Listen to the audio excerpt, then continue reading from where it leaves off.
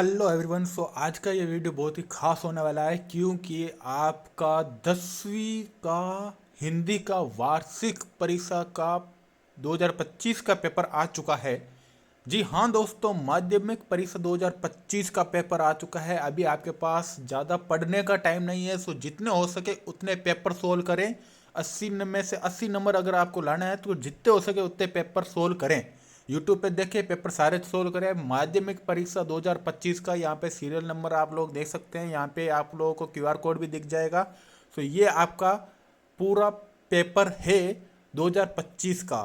यहाँ पे आप लोग देख सकते हैं पूरा पेपर आप लोगों को दिया हुआ है। यहाँ पे हम देखेंगे परीक्षार्थियों के लिए सामान्य निर्देश दिए हुए हैं।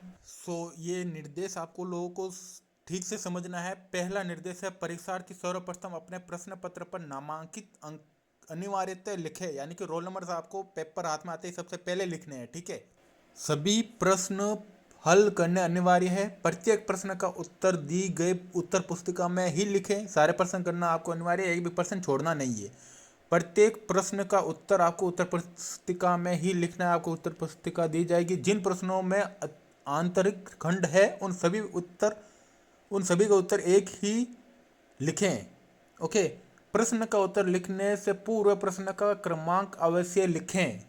क्रमांक लिखना एकदम सही, सुंदर और जितना हो सके आपको लाइनों का पूरा एकदम प्रॉपर आपको क्वेश्चन लिखना है। क्वेश्चन के सारे आंसर लिखना है। एकदम प्रॉपर जगह दे देकर, स्पेस दे देकर अच्छे से सारे प्रश्नों के उत्तर लिखना है। तो ही आपके 80 में से 80 नंबर आएंगे। जो भी आपका जो कॉपी जांचने वाला हो टीचर, उसको एक भी नंबर काटने का मौका मत देना। एकदम अच्छे से सही से सारे प्रश्नों के सारे उत्तर लिखना है। स्टार्ट करते हैं आज का पहले प्रश्न से। दोस्तों, चैनल को सब्सक्राइब करके वीडियो को लाइक जरूर कर देना। पहला प्रश्न यहाँ पे आ चुका है। यह खंड ए का पहला प्रश्न है। बहुविकल्पिक सारे प्रश्न है यहाँ पे स्टार्टिंग में। पहले प्रश्न, निम्नलिखित वस्तुनिष्ठ प्रश्नों के उत्तर अपनी उत्तर पुस्तिका में लिखिए। दोस्तों, प्यारे दोस्तों, यहाँ पे पहला प्रश्न है, रंगीला शब्द में प्रयुक्त प्रत्यय है। यहाँ पे रंगीला में इला ये प्रत्यय है। इला जो है ये प्रत्यय है रंगीला शब्द में। ठीक है, इसका दूसरा प्रश्न है। दूसरा है, अत्यधिक शब्द का सही संधि विच्छेद है अति प्लस अधिक। इसका ए जो है ये सही है। पहले तक का तीसरा है, राम लक्ष्मण परशुराम संवाद अंश के रचयिता है। यह है तुलसीदास। ये प्यारे दोस्तों है तुलसीदास। चौथा है, उद्धव की योग साधना को गोपियों ने किसके सम्मान बताया है। ये चौथे का प्यारे दोस्तों आपका उत्तर होगा ए, कड़वी ककड़ी। ठीक है, पहले का पांचवा है, उत्साह कविता में कवि ने किसे संबोधित किया है। उत्साह कविता है जिसमें कवि ने बादल को संबोधित किया है। ठीक है, पहले का छठा प्रश्न है, मंगलेश डबराल का जन्म हुआ था। मंगलेश डबराल का जन्म प्यारे दोस्तों हुआ था गढ़वाल में हुआ था। ठीक है, आपको ये याद रखना है। पहले का सातवां है, नेताजी की मूर्ति में क्या बात थी जो खटकती थी। ठीक है, पहले का सातवें का उत्तर है, चश्मा तो था लेकिन संगमरमर का नहीं था। ठीक है, पहले का आठवां प्रश्न है, झूठा सच उपन्यास में लेखक है यशपाल, मधु भंडारी, जयशंकर प्रसाद, नागार्जुन। इसमें जो लेखक है झूठा सच जो उपन्यास है, इसके लेखक जो दोस्तों हैं वो है यशपाल। ठीक है, आपको ये याद रखना, ये मोस्ट प्रश्न है। ठीक है, आप ये सारे प्रश्न जरूर हल करना। बिस्मिल्लाह खां का बचपन का नाम क्या था। बिस्मिल्लाह खां का जो बचपन का नाम था वो था अमीरुद्दीन। याद रखना। ठीक है, प्यारे दोस्तों, यहाँ पे सभ्यता है। सभ्यता क्या है। संस्कृति का परिणाम, ज्ञानेश्वया या आविष्कार या विभाजन। यह संस्कृति का परिणाम है। ठीक है, प्यारे दोस्तों 11 प्रश्न है। पहले का 11, माता का आंचल किस उपन्यास का अंश है। यह देहाती दुनिया का अंश है। यह देहाती दुनिया उपन्यास है जिसका अंश है। ठीक है, 12वां है, घंटों का मतलब क्या है। प्यारे दोस्तों, गंतोक का मतलब यहाँ पहाड़ से है, पहाड़ यानी गंतोक। ठीक है, तो आपको ये मोस्ट इम्पोर्टेंट प्रश्न मिल रहे हैं, याद जरूर कर लेना, ये जरूर पेपर सोल्व कर लेना। ठीक है, रिक्त स्थानों की पूर्ति कीजिए। सो प्यारे दोस्तों, यहाँ पे हमें करना है, दूसरा प्रश्न आ चुका है, रिक्त स्थानों की पूर्ति करना है, यानी कि खाली स्थानों की। जिस सर्वनाम का प्रयोग प्रश्न पूछने के लिए होता है उसे कौन सा सर्वनाम कहते हैं? सो प्यारे दोस्तों, यहाँ पे हमें सर्वनाम के बारे में पूछा है, जिस सर्वनाम का प्रयोग प्रश्न पूछने में होता है, यह है प्रश्नवाचक सर्वनाम। ठीक है, प्रश्नवाचक, याद रखना प्यारे दोस्तों, प्रश्नवाचक सर्वनाम यहाँ पर। सो प्यारे दोस्तों, यहाँ पे दूसरा प्रश्न है, दूसरा है, किसी प्राणी, स्थान, वस्तुगत भाव के नाम का बोध कराने वाले शब्द कहलाते हैं, ये कहलाते हैं संज्ञा। ये शब्द क्या कहलाते हैं? संज्ञा। संज्ञा की यह परिभाषा है। ठीक है, दूसरे का तीसरा प्रश्न है, जब कर्ता है स्वयं कार्य का संपादन न कर किसी दूसरे को करने के लिए प्रेरित करे या करवाए, उसे कौन सी क्रिया कहते हैं? सो दोस्तों, ये तो एकदम इजी है, ये प्रेरणार्थक क्रिया कहलाती है। ठीक है, प्रेरणार्थक क्रिया। दूसरे का तीसरा यह है। दूसरे का चौथा है, समास में पहला पद अव्ययी होता है, कौन सा पद अव्ययी होता है? कौन से समास में पहला पद अव्ययी होता है? ये जो है अत्ययी भाव समास में पहला पद जो है वो अव्ययी होता है। ठीक है, ये याद रखना प्यारे दोस्तों। सो चैनल को यार लाइक कर देना, चैनल को सब्सक्राइब कर देना, वीडियो को लाइक जरूर कर देना। सो यहाँ पे 5वां प्रश्न आ चुका है, जिन शब्दों का लिंग, वचन, कारक एवं काल के अनुसार रूप परिवर्तित नहीं होता वह शब्द कहलाते हैं अव्ययी। यह वह शब्द कहलाते हैं अव्ययी। अव्ययी की यहाँ पे परिभाषा दी है प्यारे दोस्तों। यहाँ पे छठा प्रश्न है, ऐसे अव्ययी शब्द जो क्रिया की विशेषता बतलाते हैं उन्हें क्या कहते हैं? उन्हें कहते हैं क्रिया विशेषण अव्ययी। क्रिया विशेषण अव्ययी कहते हैं। तो प्यारे दोस्तों, यहाँ पे आपको वायरल पेपर मिलेंगे, सारे सब्जेक्ट के पेपर मिलेंगे। सो चैनल को सब्सक्राइब करना मत भूलना, चैनल को सब्सक्राइब जरूर करना। तीसरा प्रश्न यहाँ पे आ चुका है, निम्नलिखित अपठित गद्यांश को पढ़कर दिए गए प्रश्नों के उत्तर अपनी उत्तर पुस्तिका में लिखिए। सो यहाँ पे गद्यांश को पढ़ते हैं। सो प्यारे दोस्तों, लोकगीतों की मूल बोली अथवा भाषा का पता लगाना कठिन ही नहीं, असंभव सा है, क्योंकि लोकगीत लोक जीवन से उत्पन्न होकर भाषा के प्रवाह में तैरते चलते हैं। मनुष्य के कंठ ही उनके घाट है, उपयुक्त कंठ पाकर कोई कहीं बसेरा ले लेता है। लोक गीतों पर उनके आसपास का ऐसा प्रभाव पड़ जाता है कि उनका मूल रूप कायम नहीं रहता। इससे जहाँ वे गाए जाने लगते हैं वहाँ के बहुत से शब्द जो पर्यायवाची होते हैं उनमें बैठ जाते हैं और उनके मूल शब्दों को स्थान युक्त कर देते हैं। सो ये गद्यांश है। इसका पहला प्रश्न है, उपयुक्त गद्यांश का उचित शीर्षक लिखिए। इसका उचित शीर्षक आप लोगों को लिखना है। ठीक है, लोक गीतों की मूल बोली का पता लगाना कठिन क्यों है, इसके बारे में बताना है। ठीक है, इसका शीर्ष क्या हो सकता है आप कमेंट में जरूर बताना। ठीक है, सो इसका तीसरा प्रश्न हम देखते हैं। तीसरा प्रश्न यहाँ पे आ गया है, लोकगीत कहाँ बसेरा ले लेते हैं। सो चौथा प्रश्न है, लोकगीतों पर उनके आसपास का क्या प्रभाव पड़ता है। पांचवा है, लोकगीत जहाँ गाए जाते हैं वहाँ की भाषा का उन पर क्या प्रभाव पड़ता है। छठा है, संभव शब्द का विपरीतार्थ शब्द गद्यांश में छांट कर लिखिए। ठीक है, चौथा प्रश्न है, निम्नलिखित अपठित पद्यांश को पढ़कर दिए गए प्रश्नों के उत्तर अपनी उत्तर पुस्तिका में लिखिए। आशा आलोकित करती है मेरे जीवन को, प्रतिक्षण है स्वर्ण सूत्र से वलित मेरी असफलता के घन सुख भरे सुनहले बादल रहते हैं मुझको घेरे, विश्वास प्रेम साहस है जीवन के साथी मेरे। इसका पहला प्रश्न है, प्रस्तुत पद्यांश का उचित शीर्षक लिखिए। शीर्षक लिखना है, कवि के जीवन को प्रतिक्षण कौन आलोकित करता है। तीसरा है, असफलता के घन किससे घिरे हैं। और चौथा प्रश्न है, सुख भरे बादल कैसे हैं। पांचवा है, विश्वास प्रेम और साहस क्या है। छठा है, कवि को कौन घेरे रहता है। अब आते हैं खंड बे में। खंड बे में है, निम्नलिखित लघुतरात्मक प्रश्नों के उत्तर लगभग 40 शब्दों में लिखिए। 40 शब्दों में इनके उत्तर लिखने हैं, ठीक है। इसमें 5वां प्रश्न आपका आता है, हालदार साहब भावुक है, इतनी सी बात पर उनकी आंखें भर आई। हालदार साहब की आंखें क्यों भर आई? नेताजी का चश्मा। पाठ के आधार पर उत्तर दीजिए। इस पाठ के आधार पर उत्तर देना है।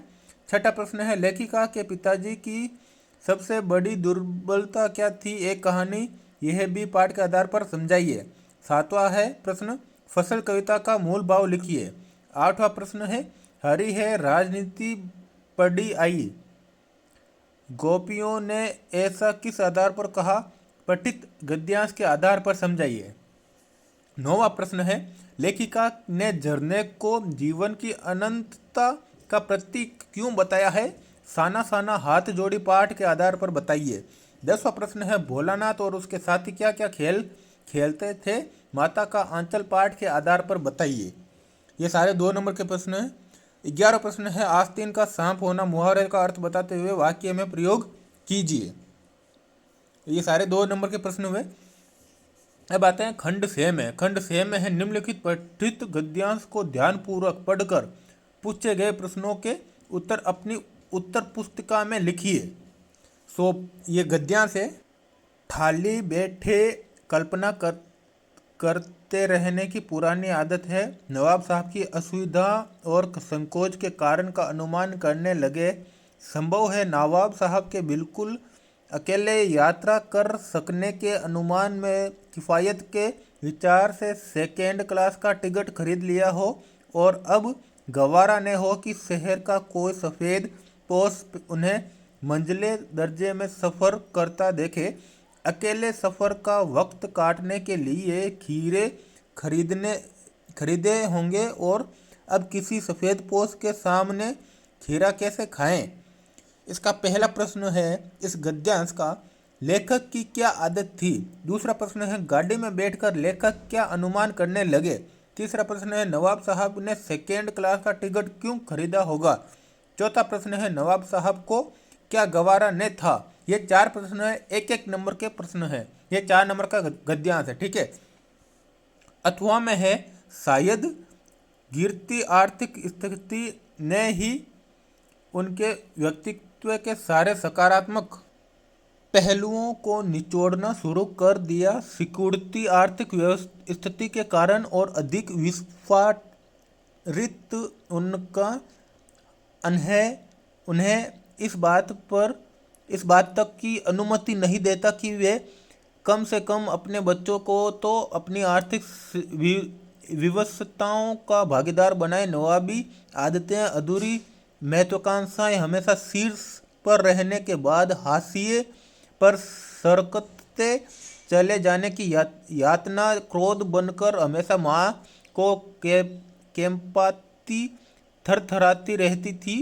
अपनों के हाथों विश्वासघात की जाने कैसी गहरी चोटें होंगी। वे जिन्होंने आंख मूंद कर सबका विश्वास करने वाले पिता को बाद के दिनों में इतना शक्की बना दिया था कि जब तब हम लोग भी उसकी चपेटे में आते ही रहते। इसका पहला प्रश्न है, गिरती आर्थिक स्थिति का क्या परिणाम हुआ? दूसरा प्रश्न है, पिताजी का उन्हें किस बात की अनुमति नहीं देता था? तीसरा प्रश्न है, माँ हमेशा कांपती थरथराती क्यों रहती थी? चौथा प्रश्न है, पिता के स्वभाव को शक्की किसने बना दिया था? अगला 13वां प्रश्न है, प्रस्तुत पठित गद्यांश को पढ़कर दिए गए प्रश्नों के उत्तर लिखिए। यह गद्यांश है, तुम्हारी यह दंतुरिक्त मुस्कान मृतक में भी डाल देगी जान, धूली दूसर तुम्हारे ये गात छोड़कर, तालाब मेरी झोंपड़ी में खिल रहे जलजात, परस पाकर तुम्हारा ही प्राण पिघल कर जल बन गया होगा कठिन पाषाण।